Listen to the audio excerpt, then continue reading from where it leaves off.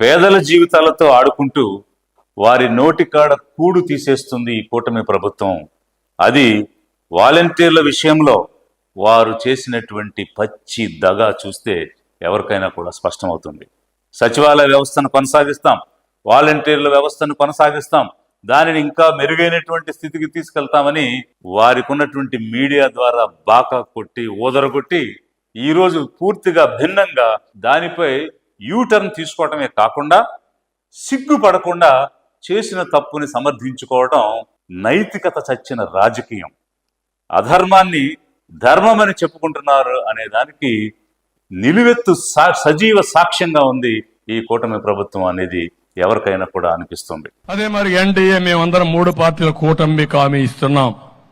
మీ ఉద్యోగాలు తీసేయం, వాలంటీర్ వ్యవస్థ కొనసాగిస్తామని మరొక్కసారి మీ అందరికీ హామీ ఇస్తున్నా. ఉగాది రోజున, పండుగ రోజున తీపి కబుర్ మీకు అందరికీ.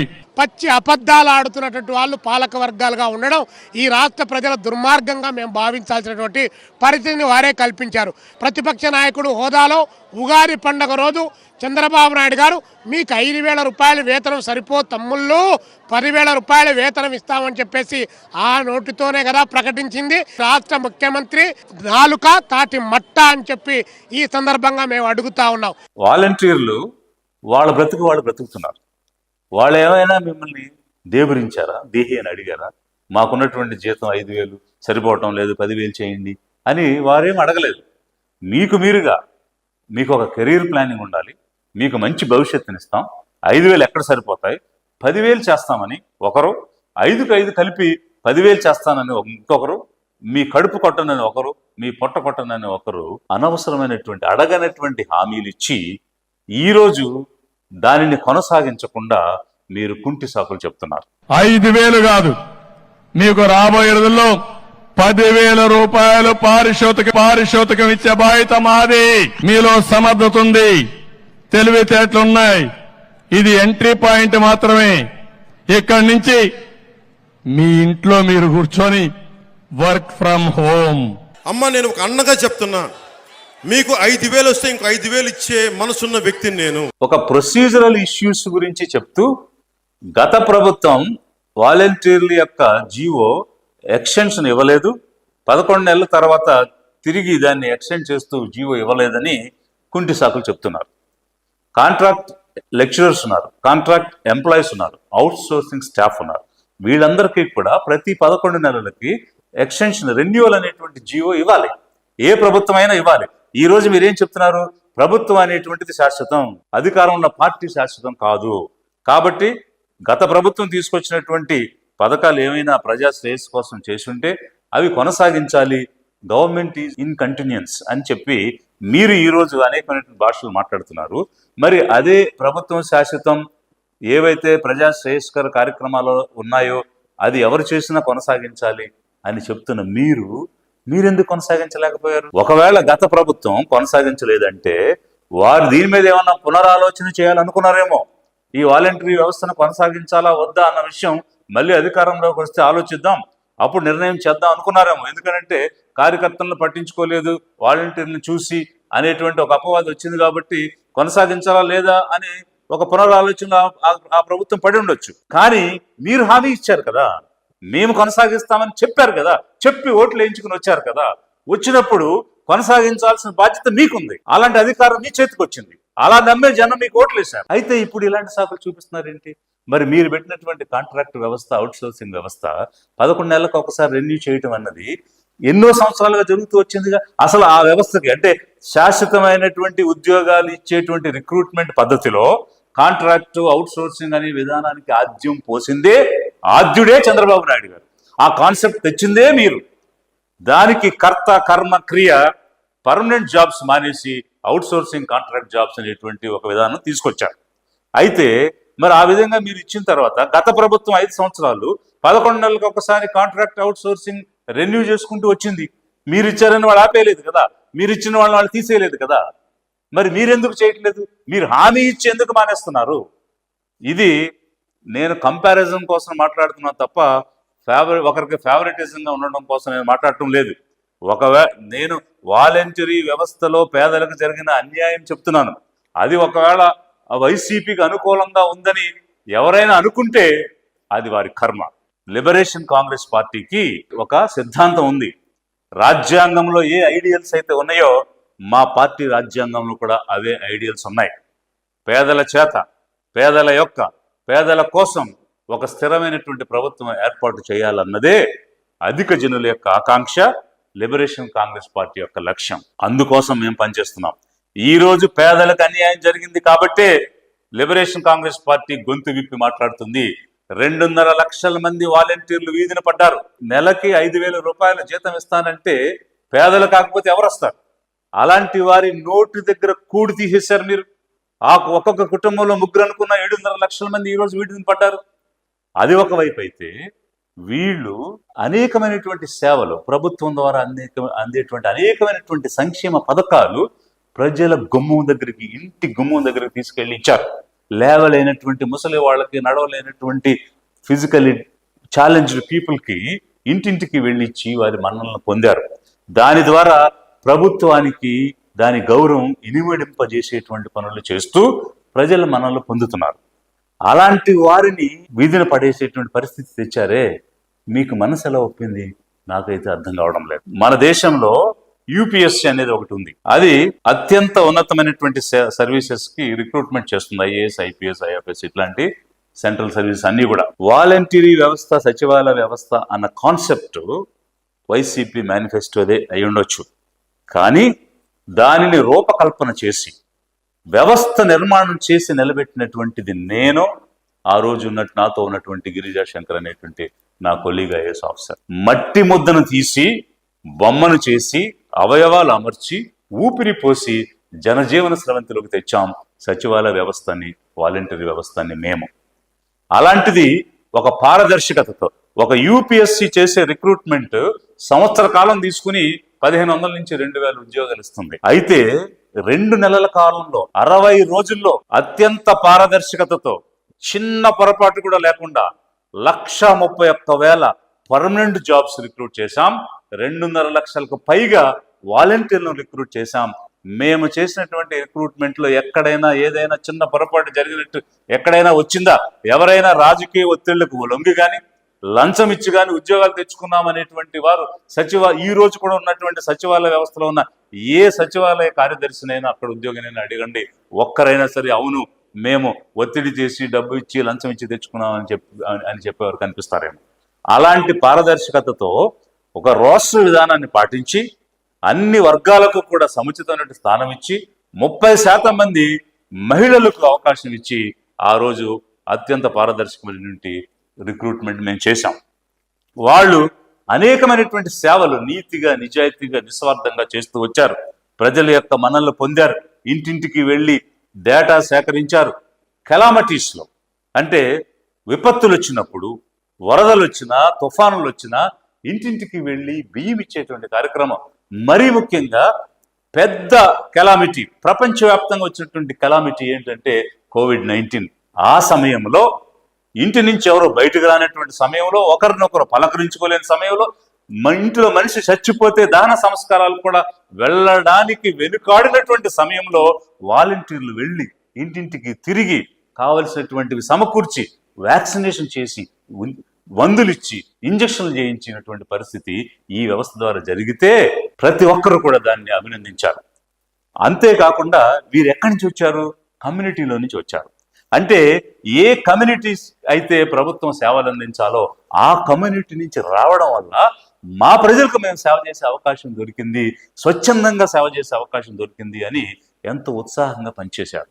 ఐక్యరాజ్య సమితి కానీ, వరల్డ్ బ్యాంక్ కానీ, నీతి ఆయోగ్ కానీ ఏం చెప్తుందంటే ఏదైనా కమ్యూనిటీ డెవలప్మెంట్ జరగాలన్నా, డెవలప్మెంట్ ప్రోగ్రామ్స్ ముందుకు తీసుకెళ్లాలన్నా ఆ కమ్యూనిటీలో నుంచే వాలంటీర్లు తీసుకుని, కమ్యూనిటీలో నుంచే స్వచ్ఛందంగా వచ్చే వాళ్ళని తీసుకుని పనిచేస్తే మరింత ఎఫెక్టివ్గా ఉంటుందని ఒకవైపు ఆ రకమైనటువంటి థీసిస్లు మనకు కనిపిస్తున్నాయి. మంచి చెడు అనేటువంటివి ప్రతి చోట కూడా ఉంటాయి, సమాజంలో ఉన్నాయి. ఒకవేళ ఎవరైనా పర్టికులర్ వాలంటీర్ పొరపాటు చేశాడంటే, లేదా రూల్స్ అతిక్రమించాడంటే, లేదు రాజకీయంగా వెళుతున్నాడు, బంధుప్రీతి చూపిస్తున్నాడంటే చర్యలు తీసుకోవచ్చు. మనం డిసిప్లినరీ యాక్షన్ తీసుకునేటువంటి పద్ధతి ఉంది, దాని ప్రకారంగా చేయొచ్చు. అంతేగాని వ్యవస్థ మొత్తాన్ని కూడా నిలుపుదల చేయడం అనేటువంటిది, దానికి తోడుగా యూటర్న్ తీసుకోవడం అనేటువంటిది ఏ విధంగానూ కూడా సబబు కాదు, సహించలేనటువంటి విషయం. మరి చంద్రబాబు గారికి ఇలాంటి యూటర్న్ తీసుకునే నైజం ఉంది, ఇచ్చినటువంటి హామీలు నెరవేర్చడు అనేటువంటి అపవాదు ఉంది. గతంలో ఎన్టీ రామారావు గారు పూర్తి మద్యపాన నిషేధం చేస్తే వీరొచ్చి ఆ మద్యపాన నిషేధాన్ని ఎత్తేశారు. సో ఇప్పుడు వాలంటరీ వ్యవస్థను ఉంచుతామని చెప్పి ఇప్పుడు ప్రభుత్వంలోకి వచ్చి ఆ వ్యవస్థను నిలుపుదల చేశారు. రిక్రూట్మెంట్ పూర్తయిన తర్వాత ఏ ఏ వర్గాల నుంచి ఈ ఉద్యోగ అవకాశాలు వచ్చాయని మేము ఒక అసెస్మెంట్ కూడా చేయడం జరిగింది. చూస్తే సచివాలయ ఉద్యోగాల్లో 80% ఎస్సీ, ఎస్టీ, బీసీ, మైనారిటీసే వచ్చారు. వాలంటీర్ల ఉద్యోగాల్లో 80% పైగా ఎస్సీ, ఎస్టీ, బీసీ, మైనారిటీలే వచ్చారు. ఎందుకనంటే పేదరికంలో ఉన్నటువంటి వాళ్ళు వాళ్ళే. కానీ ఈ వ్యవస్థ, ఈ వాలంటీర్ వ్యవస్థ ద్వారా వచ్చినటువంటి ఒక గొప్ప మార్పు ఏంటంటే అంతవరకు ఉన్నటువంటి ఫ్యూడల్ వ్యవస్థ, భూస్వామ్య వ్యవస్థని, అదేవిధంగా ఆధిపత్య వర్గాల యొక్క పెత్తందారీ వ్యవస్థని ఈ వ్యవస్థ బ్రేక్ చేసింది. ఎందుకనంటే ఏ పనున్నా, ఏ సమస్య ఉన్నా నేరుగా సర్వీసెస్ పొందడం అనేటువంటిది ఒక బూర్జువా దగ్గరికి, ఒక భూస్వామి దగ్గరికి వెళ్ళి వాళ్ళు చెప్పులు విడిచి అయ్యా బాబు మాకు ఈ సమస్య ఉందని అడుక్కునేటువంటి పరిస్థితి కాకుండా ఇంటికి వచ్చి నీకే సమస్య ఉంది, నీకే పథకం రాలేదు అని అడిగేటువంటి విధానంలో ఒక పారాడైమ్ షిఫ్ట్ అనేటువంటిది కలిగింది. అందుకోసమా మీరు ఈ వ్యవస్థను కంటిన్యూ చేయకుండా మళ్ళీ మన పెత్తనం పోతుందేమో, మన అనుచరులు ఎవరైతే ఉన్నారో గతంలో జన్మభూమి కమిటీలను పెట్టి ఆ జన్మభూమి కమిటీలు చేసినటువంటి నిర్వహణ వల్ల మీరు ఓడిపోయినటువంటి విధానం మీకు గుర్తుందో లేదో, మళ్ళీ అలాంటి ఒక బూర్జువా వ్యవస్థ, భూస్వామ్య వ్యవస్థ, పెత్తందారీ వ్యవస్థ తీసుకురావడం కోసం ఈ వాలంటీర్ల వ్యవస్థను ఆపేశారా అనేటువంటి పరిస్థితి కూడా ఈరోజు జనంలో చర్చ జరుగుతున్నది. ఎన్నికల ముందు జరిగినటువంటి విషయం ఒకసారి పరిశీలిస్తే వాలంటరీ వ్యవస్థ వల్ల అనేకమైనటువంటి ప్రభుత్వ సేవలు ప్రజలకు చక్కగా అందుతున్నటువంటి పరిస్థితిలో, ప్రభుత్వం యొక్క ఇమేజ్ పెరిగినటువంటి పరిస్థితిలో వీళ్ళు గనక కొనసాగితే మనము కూటమిగా గెలవడం కష్టం.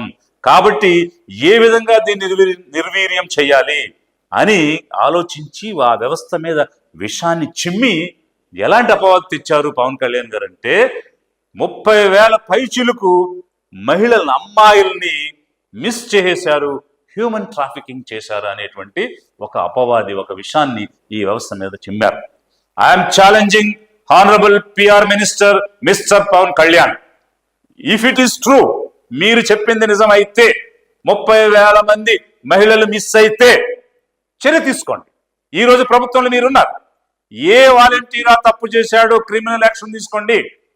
30,000 మంది మిస్ అయిన వారిని వెనక్కి తీసుకురండి. తప్పు చేసినటువంటి వాలంటీర్ మీద మీరు చర్య తీసుకోండి.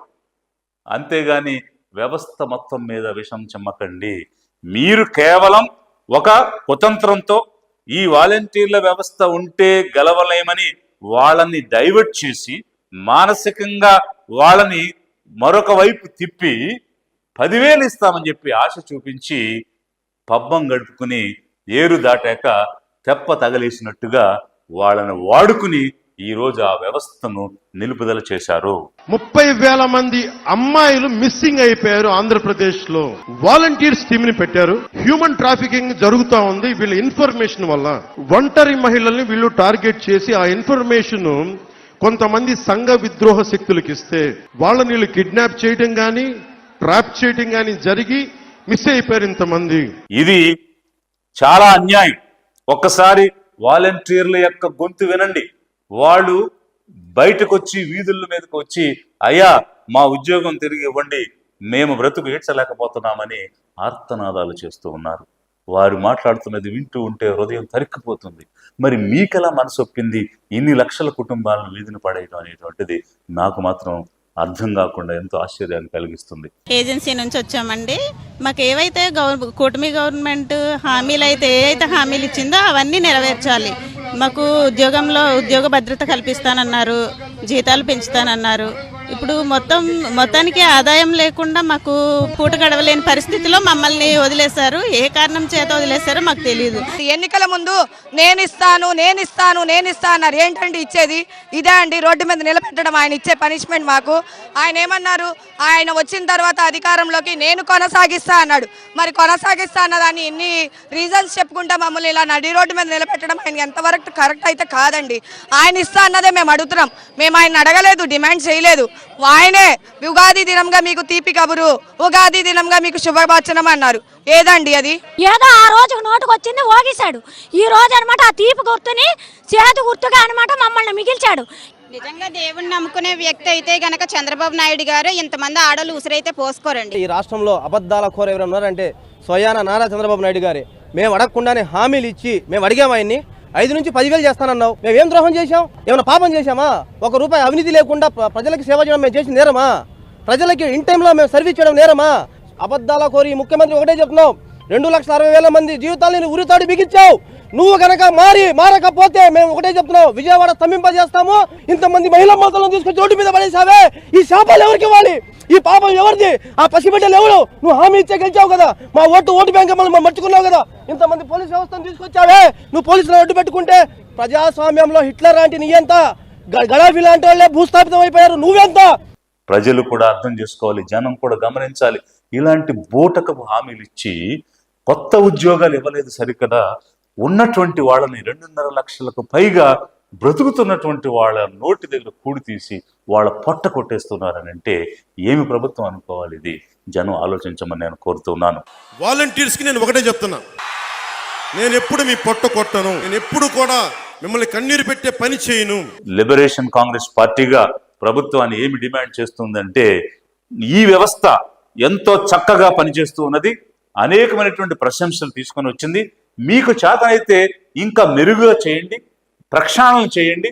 అంతేగాని అలా నిలుపుదల చేసి పేదల కడుపు కొట్టొద్దు, వాళ్ళ పొట్ట కొట్టొద్దు.